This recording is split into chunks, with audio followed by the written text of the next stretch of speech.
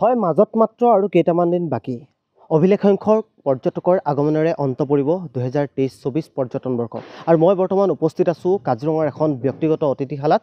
মই প্ৰথমে মোৰ কেমেৰা সহযোগীৰ জৰিয়তে ইয়াৰ পৰিৱেশটো অকণমান দেখুৱাই ল'বলৈ বিচাৰিছোঁ। আচলতে কংক্ৰিটৰ নগৰীলৈ পৰিণত হোৱা কাজিৰঙাত প্ৰসাৰ লাভ কৰিছে গ্ৰাম্য পৰ্যটনে।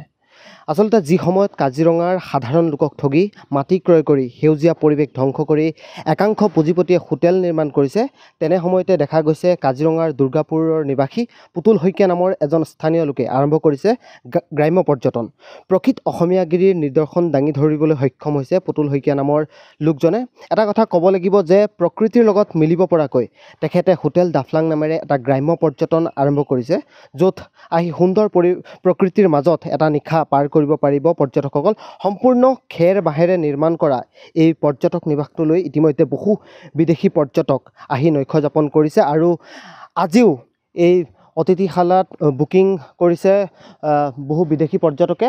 আমাৰ সৈতে এই হোটেল ডাফলাঙৰ স্বত্বাধিকাৰ আছে, আমি তেখেতৰ সৈতে কথা পাতিম। দেখা পোৱা গৈছে যিহেতু কাজিৰঙাত এক কংক্ৰিটৰ নগৰীলৈ পৰিণত হৈছে, এই সময়ছোৱাত কিন্তু আপুনি বাঁহ বেতেৰে খেৰেৰে তৈয়াৰ কৰা এক হোটেল আপুনি সাজু কৰি লৈছে আৰু দেশী বিদেশী পৰ্যটকক থাকিব পৰাকৈ যি গ্ৰাম্য পৰ্যটনৰ এক আভাস দিবলৈ চেষ্টা কৰিছে, কি ক'ব এই সন্দৰ্ভত?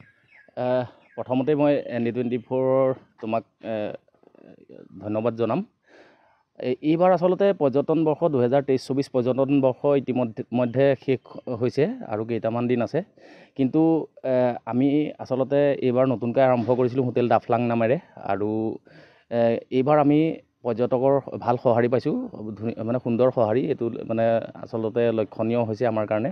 আৰু এটা কথা লগতে স্বীকাৰ কৰিম যে আমাৰ মাননীয় প্ৰধানমন্ত্ৰীগৰাকী যেতিয়া কাজিৰঙালৈ আহিলে, অহাৰ পাছত পৰ্যটকৰ সংখ্যাটো কিছু আৰু বৃদ্ধি পালে আৰু এইবাৰ মোটামুটি আমাৰ খুব এটা সুন্দৰ পৰিৱেশেৰে আমি পাৰ কৰিলোঁ এই পৰ্যটন বৰ্ষটো। আৰু কিন্তু ইয়াতে আৰু দুটামান কিন্তু চৰকাৰীভাৱে সংযোজন কৰাটো বহুত প্ৰয়োজন আছে। আৰু প্ৰথমতে মই এটা কথা কৈ ল'ম, আচলতে আমি এই যে ডাঙৰ ডাঙৰ অট্টালিকাবিলাক সাজিছে, বিলাসী ৰিচৰ্টবিলাক যে বনাইছে, তাৰ তুলনাত কিন্তু এইবিলাক ব্যতিক্ৰম। আৰু খেৰ বাঁহেৰে প্ৰকৃততে যিটো আচলতে প্ৰাকৃতিকভাৱে যিটো কৰা হৈছে, ইয়াৰ পৰা আমি ভাল সঁহাৰি এইটো কাৰণেই পাইছোঁ, যিসকল পৰ্যটক আহে, দেশী বিদেশী যিসকল পৰ্যটক আহে, তেখেতসকলে আচলতে কংক্ৰিটৰ মহানগৰীতে আচলতে জীৱন নিৰ্বাহ কৰে, কিন্তু এনেকুৱা ঠাইবিলাক তেখেতসকলৰ কাৰণে দুৰ্লভ আচলতে। আৰু সেইটো এটা আমাৰ কাৰণে মানে পজিটিভ কথা হৈছে আৰু সেইকাৰণে মই ভাবোঁ যে এইবাৰ আমি সঁহাৰি যথেষ্ট পাইছোঁ।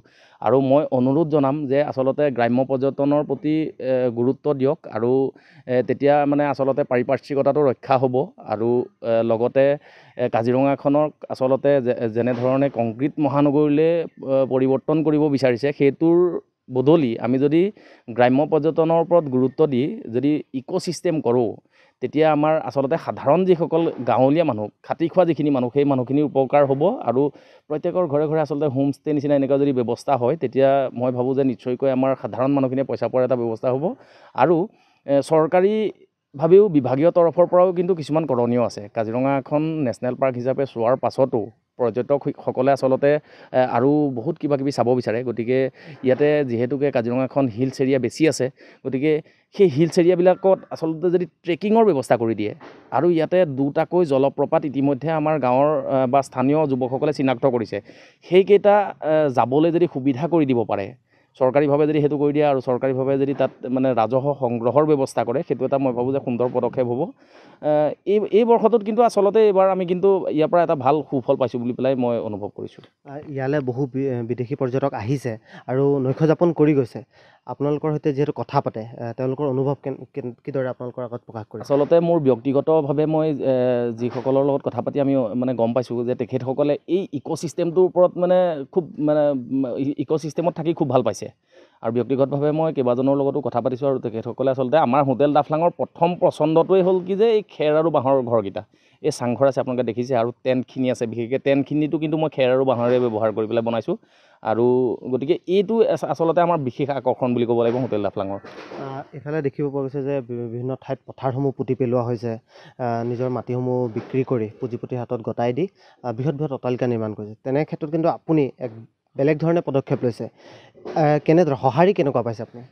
মই সেইটোকে ক'ব গৈছোঁ, আচলতে যেতিয়া আমি এই খেৰ বাঁহেৰে যেতিয়া নিৰ্মাণ কৰাৰ লগে লগে তেতিয়া পৰ্যটকসকলৰ প্ৰথম আকৰ্ষণৰ কেন্দ্ৰটো কিন্তু সেইটো খেৰ বাঁহৰ ঘৰকেইটা আৰু তাতে থকাৰ এটা মাদকতা এটা সুকীয়া আছে আপুনি এতিয়া উঠি চাওক এবাৰ তাত ঘৰকেইটাত চাংঘৰকেইটা যিকেইটা মই বনাইছোঁ এতিয়া আপুনি উইদাউট এচিত থাকিব পাৰে মানে ঠাণ্ডা এটা পৰিৱেশ আৰু সেইটো আমাৰ কাৰণে পজিটিভ কথা কংক্ৰিটতকৈ এইটো এটা বহুত সুকীয়া বস্তু আৰু ইয়াত থকাৰ মাদকতাটোৱে বেছি বেলেগ মানে মই সেইটো ব্যক্তিগতভাৱে অনুভৱ কৰিছোঁ আৰু পৰ্যটকসকলে আচলতে বিদেশী যিসকল পৰ্যটক পাইছোঁ বিদেশী পৰ্যটকসকলে কিন্তু এইকেইটা খুব মানে প্ৰথম পচন্দ কৰে যিহেতু আপোনাৰ এইবাৰ প্ৰথম কিমান লাভ হৈছে কেনেধৰণে আপুনি আহি পালে আচলতে তেনেকৈ একজেক্টটো ক'ব নোৱাৰি তথাপিতো মই 4-5 লাখ টকা মই চব দি মেলি খৰচা বৰ্চা কৰি পেলাই থাকি গৈছে ধন্যবাদ জনাইছোঁ আৰু এই মুহূৰ্তত মই কাজিৰঙাৰ যি হোটেল ডাফলাং সেই ডাফলাঙৰ পৰা দেখুৱালোঁ সামগ্ৰিক পৰিৱেশ